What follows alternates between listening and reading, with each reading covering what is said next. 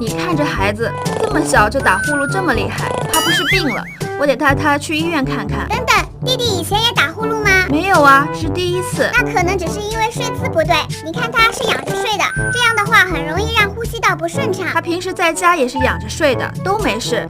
要不还是去医院看看吧。慢，宝宝打呼噜先不用着急去医院，看看是不是这几个原因：一、睡姿问题，宝宝如果经常仰睡，易引起舌根后坠，造成咽腔狭窄，引起打鼾。二、枕头高度问题，枕头高度不合适，同样会使颈部过屈，导致气道不通畅。三、吞咽，婴儿在吃奶时未完全吞咽或者喂完奶后立刻睡觉，会造成奶块淤积堵塞喉咙，引起打呼噜。四、肥胖，肥胖导致宝宝口咽部脂肪垫增厚，使得气道空间变窄，引起打鼾。我想起来了，我刚给他喂奶就让他睡了，我可真马虎。没事的，小姑，你也是为了宝宝好。哦对，差点忘了，如果不是这些问题，很可能是由腺样体肥大、扁桃体肥大引起的鼻孔及口咽部堵塞，记得及时去医院哦。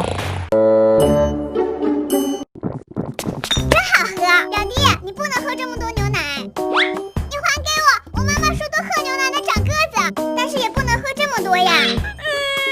怎么样？你怎么又欺负你表弟？我没有，我是为他好，喝这么多牛奶容易骨折。小屁孩胡说什么？专家可说了，现在是孩子长个子的好时机，多喝牛奶只有好处没有坏处。你是不是眼馋了？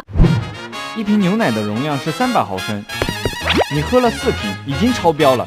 研究发现，每天喝3杯或者3杯以上牛奶的孩子，不但不能长个子，还会增加骨折的风险。主要原因是半乳糖。半乳糖是哺乳动物乳汁中乳糖的一部分，在细胞内通过代谢，然后变成半乳糖醇。半乳糖醇很容易在细胞内堆积，要是摄入了太多的半乳糖，会造成性激素分泌下降，打破破骨细胞骨吸收和成骨细胞骨形成间的偶元平衡。所以最好是每天适量饮奶300到600毫升。那我以后不能给孩子喝这么多牛奶了。记住每天不要超过600毫升哦。不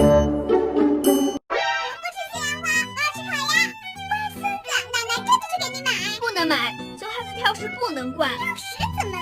喜欢吃不得让我多吃点。熊孩子现在需要全面均衡的营养，这个西兰花他今天必须得吃。阿姨，既然熊孩子怎么都不吃，你这样逼迫只会让他更讨厌吃饭。哟，臭鸭子，那你说怎么办？感觉有人需要我。孩子挑食不能用食物讨孩子欢心，比如用烤鸭诱导孩子吃西兰花，虽然管用，但是会强化孩子挑食的毛病。那该怎么办？可以带孩子去买菜、洗菜、做菜，体验做饭的乐趣。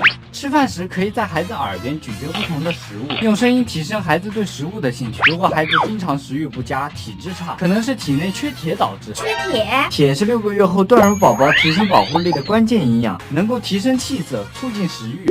可他现在饭也不好好吃，怎么补铁呢？阿姨，我一直喝这个善存补铁小黄人，现在吃饭可香了。它是澳洲 TGA 注册产品，在澳洲销量占比